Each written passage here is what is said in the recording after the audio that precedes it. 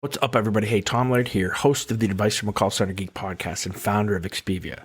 For exceptional contact center outsourcing, trust Expivia. We're fully AI-driven, as all of you know, and can handle voice, email, chat, and all of your digital channels. Our 600-seat USA contact center is expert in healthcare, financial services, insurance, tech support, retail, and more. Experts on the NICE CX1 platform, we ensure seamless customer experiences.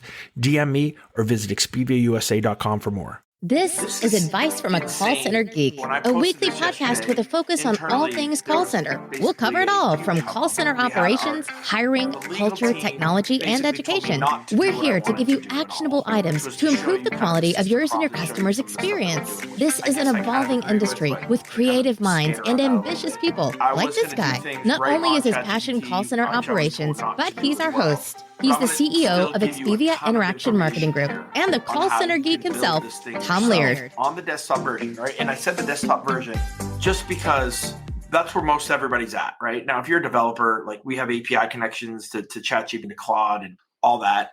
And that's for another day. And I'll do another podcast so we can get way more in depth. But this is for, maybe that person has 10 contact center agents or wants to see if they can develop some type of QA platform internally using the resources, the $20, or even if you have ChatGPT 3.5 to use that as well. I am open for questions, right? I really think that this will be much, much better, right? And much more fun. If any of you guys have questions on what I'm talking about, if there's something specific you want me to talk about, I might be able to talk more than I'll show, but I will definitely talk it. I have all of our prompts. I have everything right here. So if there's anything specific that you want, I am more than happy to help. The other thing is my microphone stinks. So apologize for the sound. My Yeti mic won't plug into this new computer, and I just didn't have time to play around with it. So if there's some sound quality things, sound like I'm in a pool or underwater. All right, so let's start at the beginning. When we started OttoQA and we started experimenting in R&D at the very beginning, we were just using the desktop version. And we would take a call transcript and we would upload that transcript into it. And then we just start asking questions. That's where we started. Then we developed, kind of the learning more about prompting, right? I mean, prompting's only been around for about a year and a half, right? So we went to school on that. And what are some of the things that help to make things more consistent and make things better, right? So the first thing is how we have this set up is we created a system prompt, which is basically the prompt that tells ChatGPT what it is. How do we want the outputs? It kind of gives the instructions, right? And then we got into the asking questions and prompting for those questions, right? So, there's really four main pieces to this, right? A system prompt that we'll talk about. There's your form or the questions that you're asking we call it the context, but it's basically the prompt for that question. You have the full call transcript, and then I guess it's kind of part of the system prompt, but the output that we're looking for that. So the first thing is you pull up your ChatGPT, and I can kind of give you this. I think this is pretty basic. You are the head of quality assurance for a contact center. You oversee answering questions for quality and compliance using the score provided system to assign scores. You will examine the attached transcript of the answer, right? Everybody can figure that out. That's not proprietary anything. But then you start to think about how do you want this thing to look, right? So we're using different outputs. We are looking in our system prompt for things like the call type, which I don't think on ChatGPT, if you're using the desktop version, maybe you can upload a couple different calls. One's a sales call, one's a retention call. But if you can kind of name those call types or explain on the desktop what a retention call is, it will pick that up. You hit enter on the transcript. So that's one output that you could play around with. Sentiment scores, right? So you can have you're the head of quality assurance, and then you could tell it, hey, I want to do customer and agent sentiment. And kind of some of the things that we're doing in our prompt for this in our system prompt. This involves a nuanced examination of language, tone, and the context presented in the dialogue. Pay close attention to key indicators such as word choice, intensity of expressions, any shift in mood over the course of the conversation. And there's much more to that with what is positive, we define what is negative, and just kind of define sentiment. That's another thing that you can have right on your desktop, right? So again, you're the head of quality assurance. Next prompt is we want to do sentiment score, right? For this call that we're doing this one call kind of thing. Then you can see how you can scale it. Prompt, you're the head of customer support. We want to do sentiment score, all right? And there's a ton of prompts out there for sentiment and how to get it from positive, negative, neutral using a transcript. I think I even have it on our blog post. We have a JSON output that we tell it to do as well, which you can do on the desktop, right? To kind of say, hey, this is what customer sentiment is. This is what agent sentiment is. We tell it, which I think is really cool. We call it the rationale. So we say things like, hey, you will explain the rationale for all the questions, regardless of the answer, right? So we tell ChatGPT to basically tell us why it scored, tell Otto why it scored how it scored. And you can make those things as robust or as small as you want, right? You can put like under 40 words. You can say, hey, pull the exact part of the transcript where this was said for your question, right? So you're layering this, right, for what is important in your contact center. And again, I'm doing this for somebody who has very little IT expertise. But let's keep going back to this, right? Building this kind of hamburger, right? You have that you're the head of quality assurance or the head in a contact center. Let's talk about sentiment. Let's build a sentiment prompt. Let's talk about the rationale. We want to know why, when ChatGPT scores something, what is the reason? Why did it say yes? Why did it say no? I think that's really, really important. Stuff that we have found to be really important in the output. The other thing that I think is really important too is again, if you don't have any programming expertise, just certain things that you can ask for, right, for ChatGPT to give you back, right? You want to know the 4 things that the agent did well on the call, 4 things that the agent could have done better on the call, right? I think those are the core main things that we're kind of looking for, right? So, right, in our system prompt for OttoQA, which is this big giant long thing, it doesn't have to be for you, right? You're just, again, you're telling it who it is. Let's do a system sentiment prompt. Let's talk about the 4 things that the agent did well, 4 things that the agent struggled with. And then everybody's paying more for auto summarization, right? Ask it to give you the full call summary there as well. So on your kind of ChatGPT, your internal system prompt that you're utilizing, and this is something that you can use a personal GPT for, use that as your system prompt if you want to kind of look to scale this a little bit. It's still going to be a crazy manual process, and you're going to have not great outputs, but it's going to give you the general gist of what's happening on calls. We're looking for sentiment scores, the overall score of the call, 4 things that the agent, 4 things that they kind of struggled with, the full call summary, and then we get to the actual questions. So how we found the best way to break this up is to tell ChatGPT, even on your desktop, in the system prompt, if you have one form that this, the questions will be broken up into 3 sections. The sections are greeting, etiquette, and closing information, or sales information, whatever it is to you guys.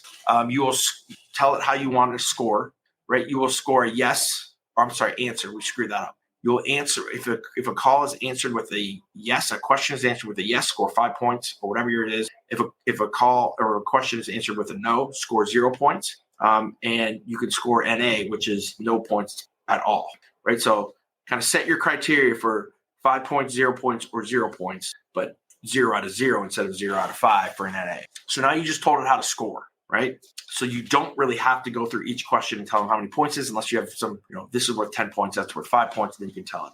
And then this is where the fun comes in. This is where literally, that system prompt took us 5 to 6 months to really figure out what we wanted to do from an output standpoint, how consistent that we wanted it to be, getting the real outputs, how we wanted it to even look on a form and an evaluation. And then we get to the questions, right? And that's where the rest of the 7-8 months of work have come in. That's why the lawyers don't want to totally have me give away all that stuff, but some of the stuff is very basic, right? From a question like, to start, did the agent use the proper scripted greeting on the call opening, right? That's a question number 1. And then say prompt, or put a P, you put prompt, right? For question number 1. And then it is the agent must say, thank you for calling XYZ Bank. How was your day? We appreciate your call. Whatever that is, right? And you can do things like, it has to be exactly this, or it has to be somewhat like this. It will definitely pick up the nuances of that. So you just kind of do that, and you trial and error each of your questions, right? On the desktop version, right? Question 1, question 2, question 3. All right. This is the next section, because you already told it. This is the etiquette section. All right. This is what empathy is. If you go on to my blog post that is on the OttoQA.com blog, there is a ultimate guide OttoQA, and I have all my prompts for all the basic call control, empathy, openings, greetings, like all that stuff is there. So I don't really want to go over that again, but take those prompts, just copy and paste it right into your ChatGPT instance, right? And then hit enter. See how your output comes. If your output isn't in the format that you like, then go tweak that prompt. But once you get it to where you like, again, I think that's where the cool personal GPTs can really come into play for some basic stuff, to where you can basically upload, especially your system prompt, and then maybe just have your question that you can, that you have already done, right? And then you're just kind of uploading calls one at a time, and you got to wait for it. But you can still do that, right? And you can still score the calls, and you're going to get some really good outputs with that as well. So that's how we started it, right? We said, can we build a cool system prompt? Can we build the question? Can we build all this stuff out before the person? And the answer was yes. So that was our proof of concept. So that's what you're kind of doing right now. And then we just took that and took it to the enterprise level of all the APIs that we were doing for getting a transcript, and then getting the ChatGPT and Claude 3 through the APIs to connect to those guys. So it's all the same stuff. It's just one's quicker than the other. There's a little bit more time and effort that went into what we need to do from a prompting standpoint, but you can definitely figure it out and keep trialing and error a lot of the stuff. Some tips that I have for you on prompting.